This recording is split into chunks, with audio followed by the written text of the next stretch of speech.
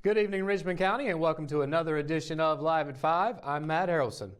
The Richmond County Board of Commissioners on Tuesday gave approval for the renaming of 4 roads along the US 220 Interstate and 7374 corridor. County Zoning and Planning Coordinator Tracy Parrish and Deputy Emergency Services Director Bob Smith presented the list to commissioners during a public hearing. Parrish said about 190 residents from the area were invited to a town hall meeting in March to give suggestions on the name for the service roads. The first road to be named is Guardian Way, which is a section that runs parallel to US 220 between Billy Covington and Haywood Cemetery roads.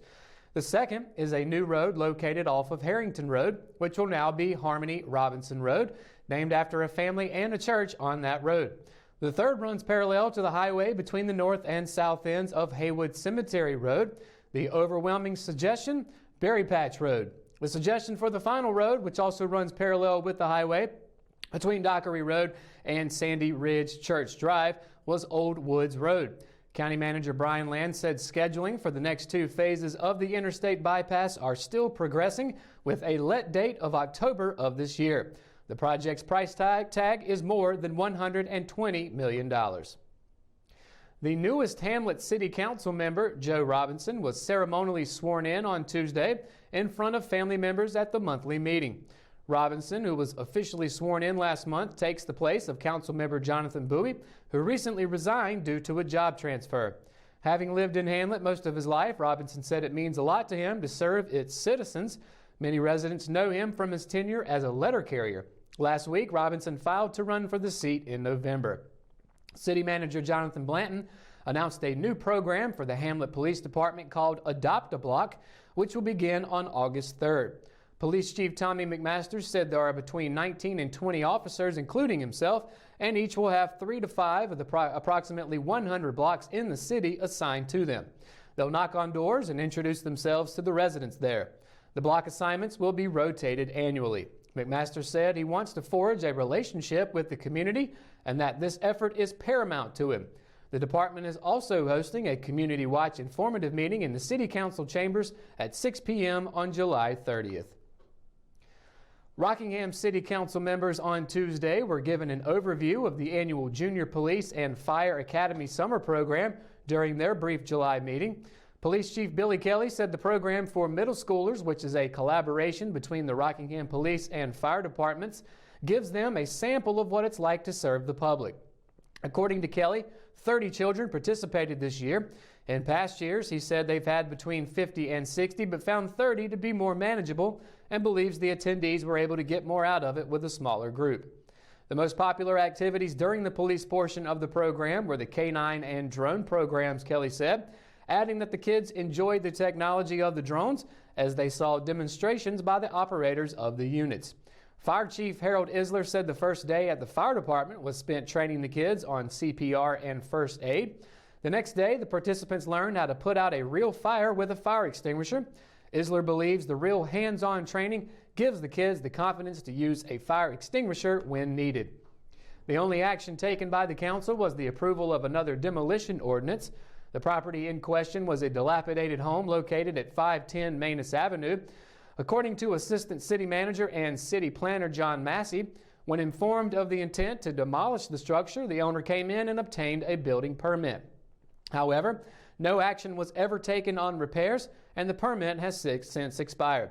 Massey said he's spoken with the owner back in January, who indicated his intent was to make repairs and put the house up for sale. Months have passed and several attempts to reach the owner have not been successful. On a motion by Councilman Gene Willard and a second by Councilwoman Denise Sullivan, the motion was passed by the full council. All right, when we return, we've got your Live at 5 weather report. That's coming up right after the break, so stay tuned. Hometown heroes? Well, maybe. When it comes to backyard comfort and no pesky mosquitoes, call Brown Termite and Pest Control at 910-895-6410 or 910-276-8870. Their team of superheroes can take back control of your paradise. That's 910-895-6410 today. At Richmond Community College, we can prepare you for a high-skill, high-paying career in a variety of fields. We are always developing new courses and programs in response to the communities we serve. We offer day, evening, and online courses, and you can now complete 7 curricular programs entirely online, including our university transfer degree. At Richmond Community College, we believe in helping you prepare for a better life. Richmond Community College, local college, big impact. McNair Auto Sales is the place to buy your pre-owned car, truck, or van.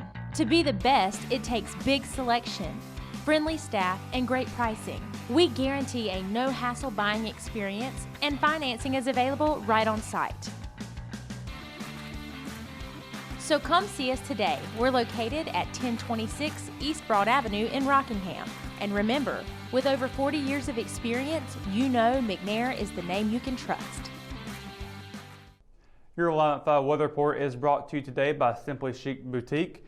And as you may have seen last night, a little late in the evening, there was a lot of dark clouds in the area. There was some heavy rain along with it. Downtown Rockingham didn't get any of that rain, really. No, at least we had a little bit of precipitation, but not as much as what we've heard from reports of other parts of the county. But yeah, the really dark clouds. It's just kind of an eerie feeling when you walk outside. This picture here is from kind of right outside of our office, right across the street. And yeah, it was really an eerie feeling, and just kind of felt like something big was going to happen. But we survived it, and right now we're kind of looking like we're going to have to survive some more of this type of weather ahead as we take a look for tomorrow. We've got thunderstorms of 60% chance in the area. Starting off with Fayetteville with a high of 90 and a low of 76. Rayford with a high of 91 and a low of 75.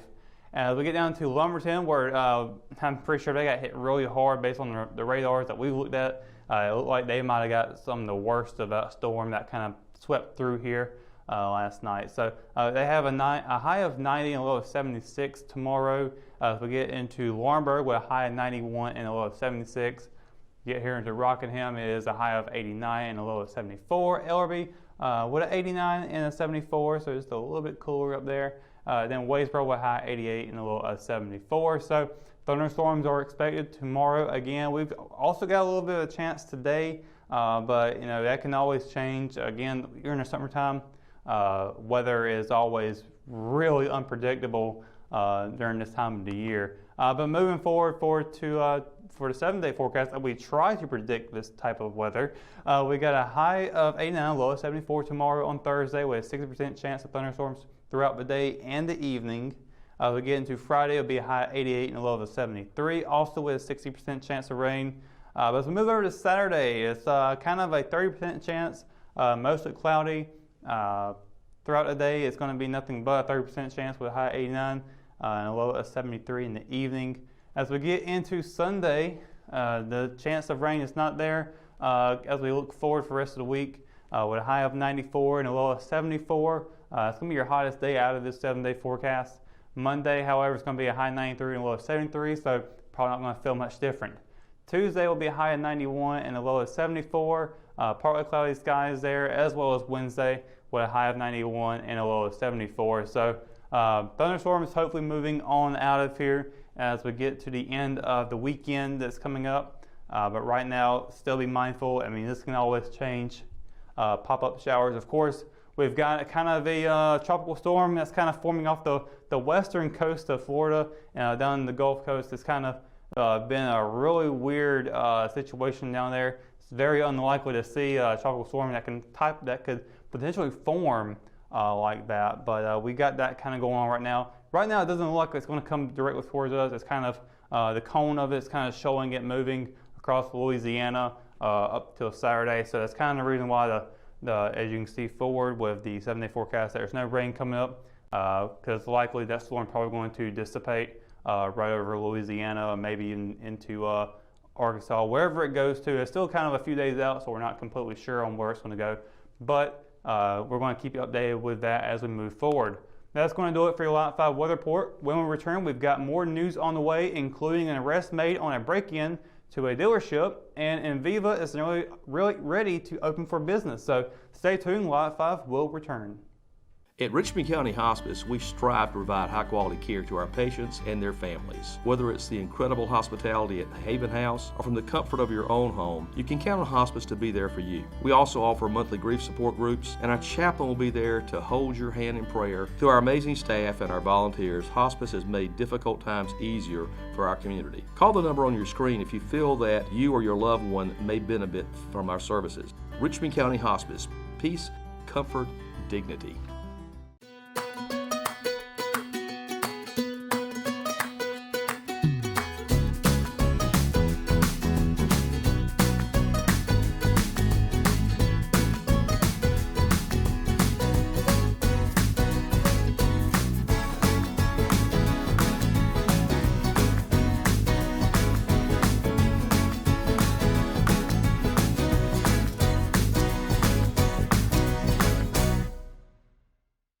Tree Antiques and Gifts is an occasional shop located at 122 South Hancock Street in Rockingham.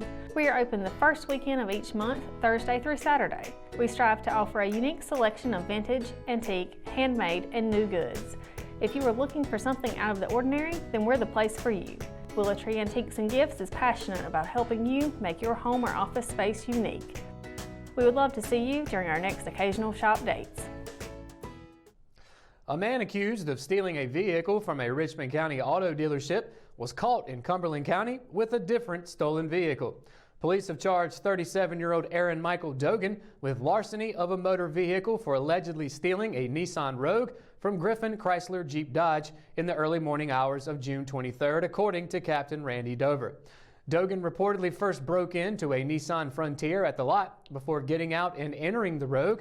Police told the RO late last month when surveillance video was posted to the Hamlet Police Department's Facebook page. He then drove the Rogue across the parking lot, got out and broke into and took items from 3 vehicles before leaving the dealership in the stolen SUV, according to investigators. Dover told the Richmond Observer on Monday that the Rogue was found by the Scotland County Sheriff's Office on June 30th at the site of a reported breaking and entering that was in progress. Dogan eluded capture and allegedly stole another vehicle from a nearby home and was caught in the Fayetteville area by the Cumberland County Sheriff's Office. Nearly 5 years after its official announcement, one local manufacturing plant is only weeks away from operation. County Manager Brian Land and economic developer Marty Butler told the Richmond County Board of Commissioners on Tuesday that the Enviva wood pellet plant should begin production very soon. Butler said she didn't have an exact date, but it would be coming in the very near future. The Richmond County plant was one of several facilities the Maryland-based company built in North Carolina, in addition to one in Sampson County and a facility at the port in Wilmington.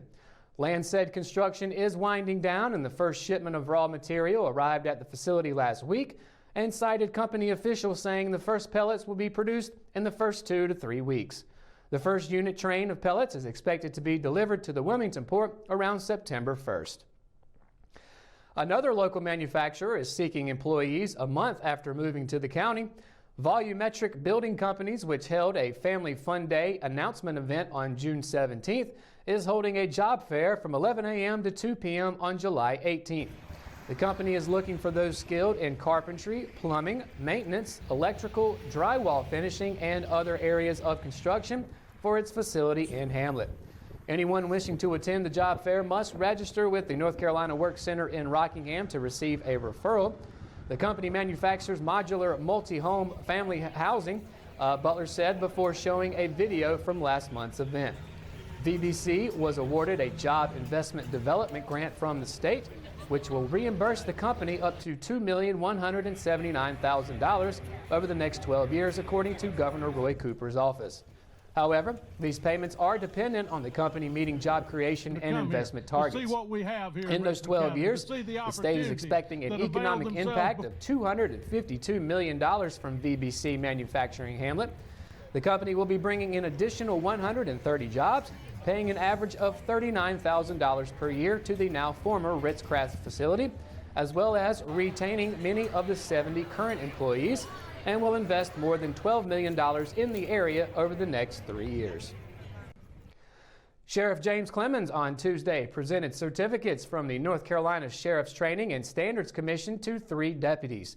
Detectives Marcus Brown and Brian Ingram both earned their intermediate certificates, and Lieutenant Chris Bynum was awarded his advanced certificate. The advanced certificate is the highest certificate presented to law enforcement officers in North Carolina. Certificates are awarded based on an officer's years of experience, plus the amount of professional training and education the officers receives.